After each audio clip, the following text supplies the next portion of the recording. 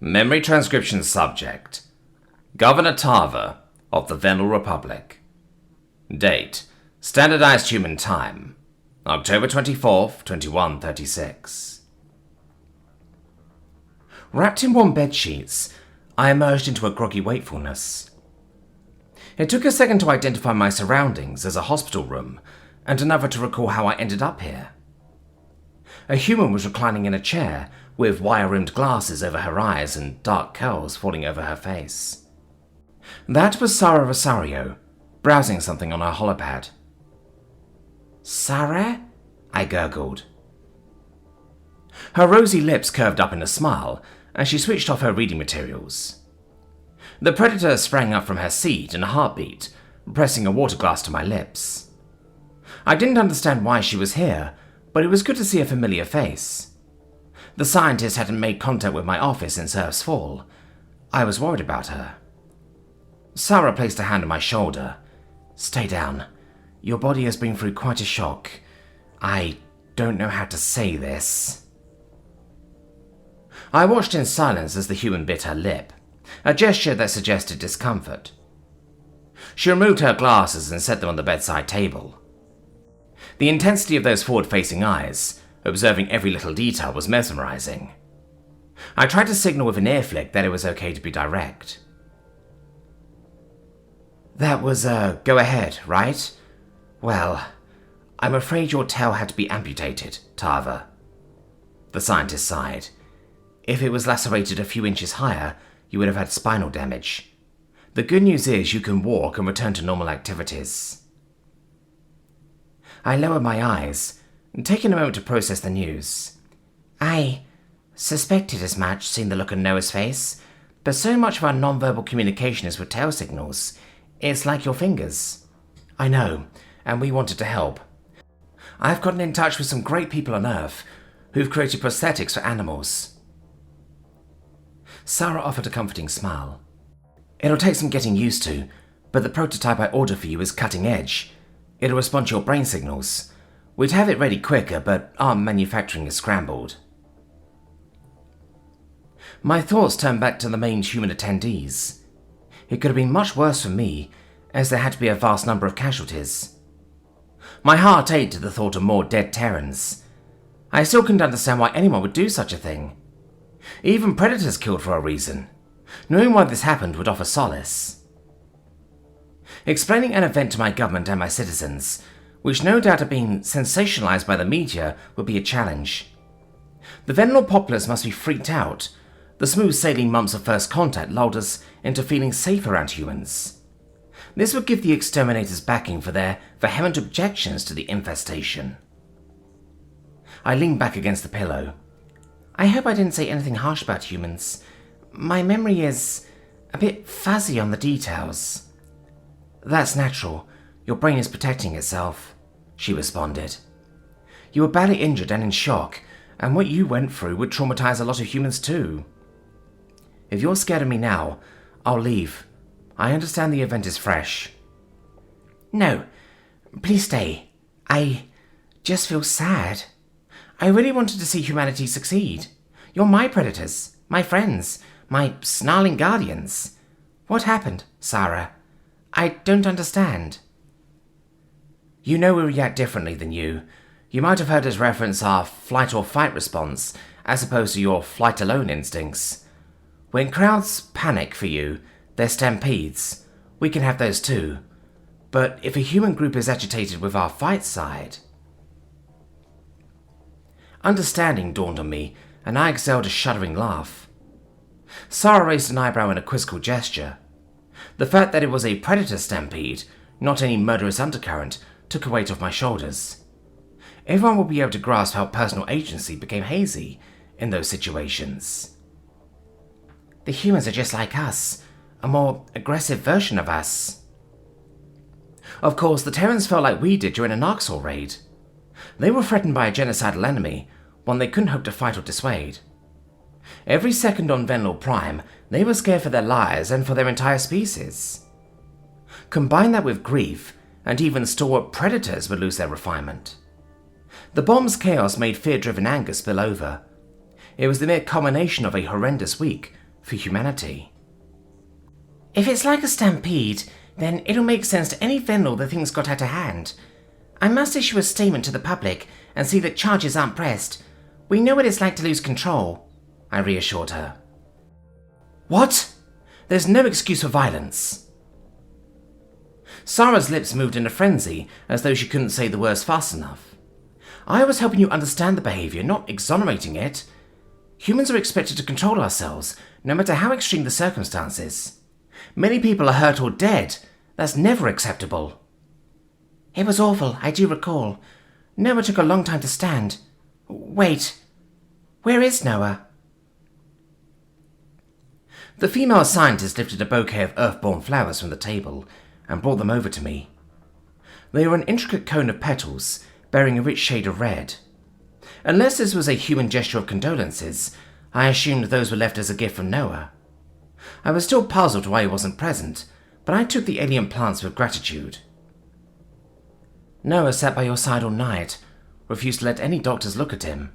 The blast gave him a minor concussion. I had to talk some sense into him, tell him to rest up, Sarah said. I'm sure you'd want him to take care of himself, but he brought you these first, said he hoped they'd cheer you up. I flicked my ears. What about Maya? The human's thin smile fell in a heartbeat, like I'd asked her something terrible. There was the knowing glint in her eyes. It was the pitiful look of someone who couldn't bring herself to say the words. Sharing the worst news was difficult when it was bound to enact a heavy toll on another person. Tears swelled around my irises long before she found her voice. Sarah averted her eyes. The Secretary General is dead. He bled out on the operating table. Too many organs ruptured. Gunshot wounds to the abdomen are nasty. I'm sorry. I pulled the blanket over my face in an attempt to smother the grief. Elias Meyer had dedicated himself to virtue and the pursuit of peace to the last. Every temptation pushed him the opposite direction, but he was true to his beliefs. He steered humanity towards its best attributes. I counted on him to make hard decisions for everyone's benefit. The Secretary General was always kind to us and bent over backward for our partnership to succeed. Elias will be missed. He was a true leader, willing to do whatever was necessary. He dreamed big. There was so much he could have offered humanity. The Venal doctors completed a brain scan post-mortem at the forceful request of the extermination officers. The female human continued. They wanted data to distinguish good ones from human animals, analysis of our thoughts, weakness, and anatomy. Tava, I don't like the sound of that. My head poked out from the blanket. What?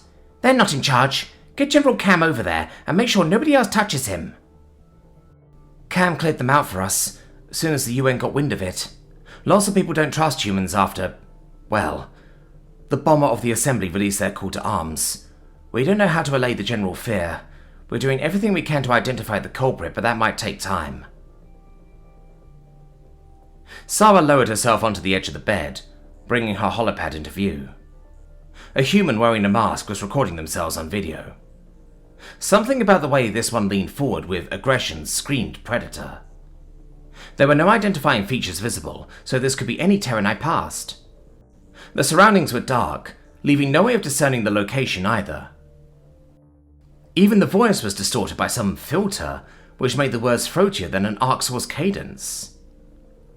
Our leaders have been putting alien interests before ours. They dragged humanity into a war we have no business being a part of without getting the full picture. Elias Meyer's death is the first step in putting things right. He fell to defend Earth while capitulating to the creatures who put us down.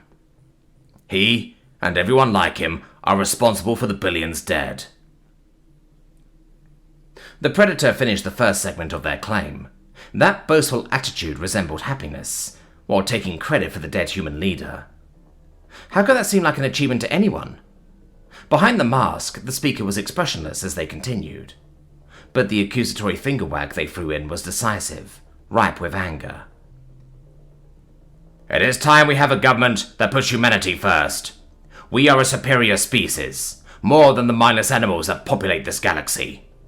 It's time we claim our rightful mantle. Justice and retribution are due, not the peace-groveling Maya sought, to our detriment. He was weak in the face of continual attacks. He was soft in the face of ultimatums. A senile traitor to mankind.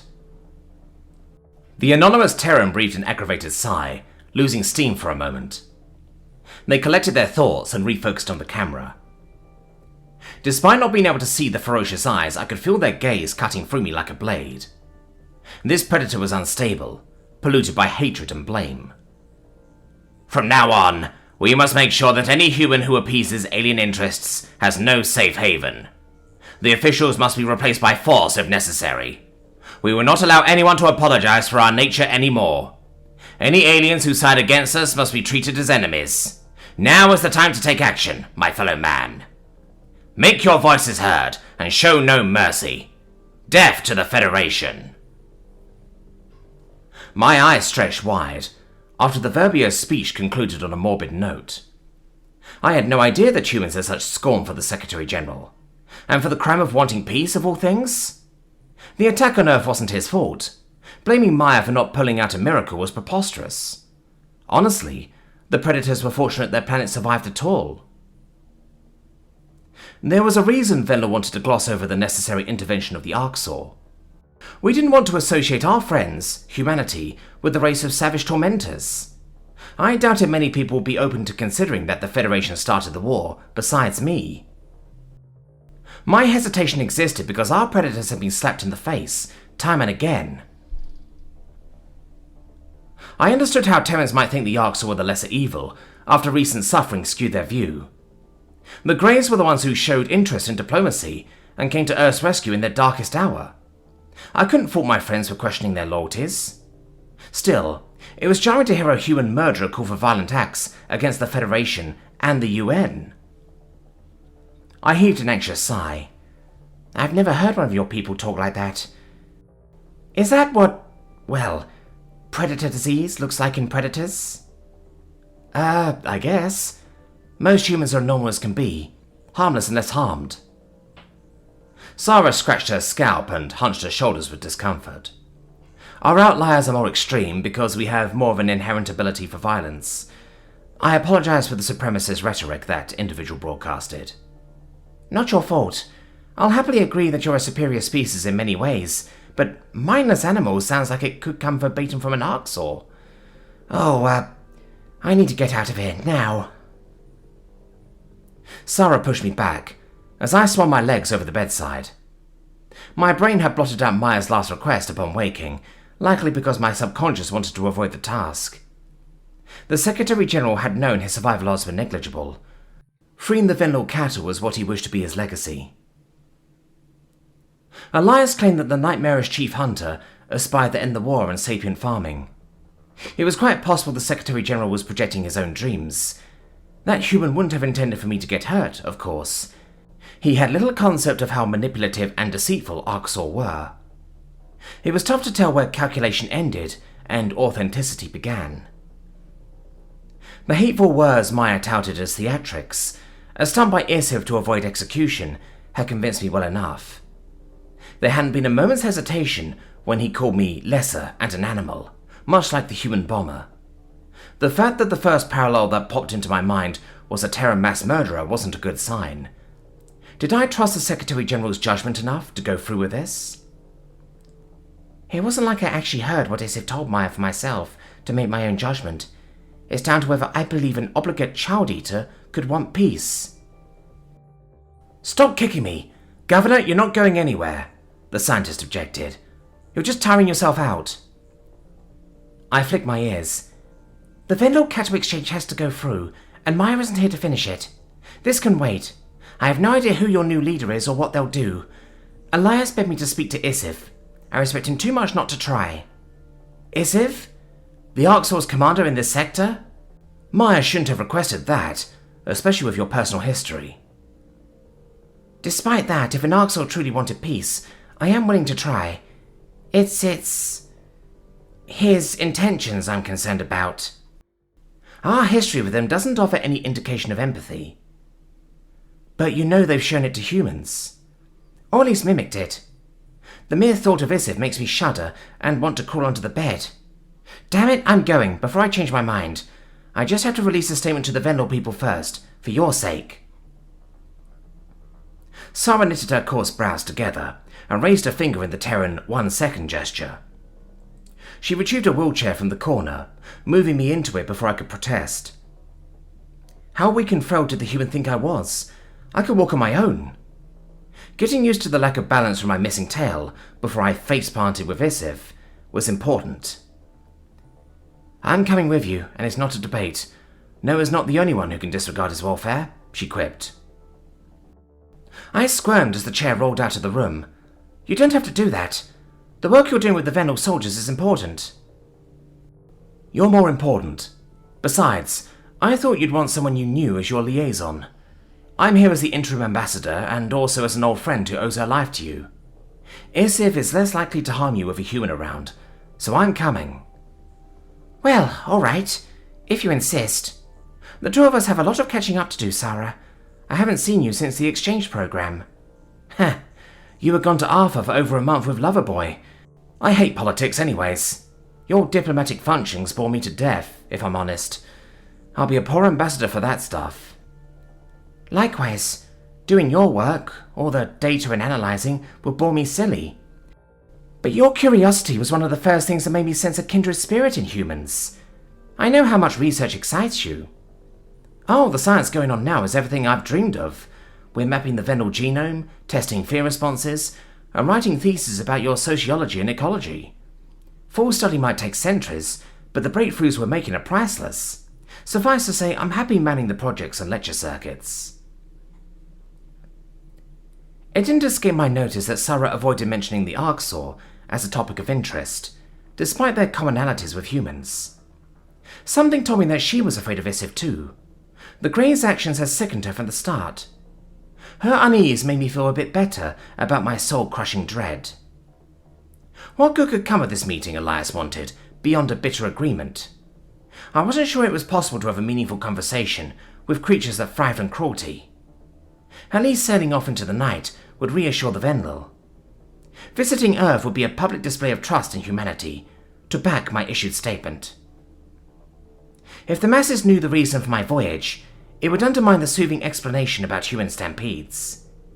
They would spit on Elias Meyer's corpse for broaching the topic, and despise me for negotiating with vile monsters. It wasn't clear how we would disguise the methods used to save any Vendel cattle.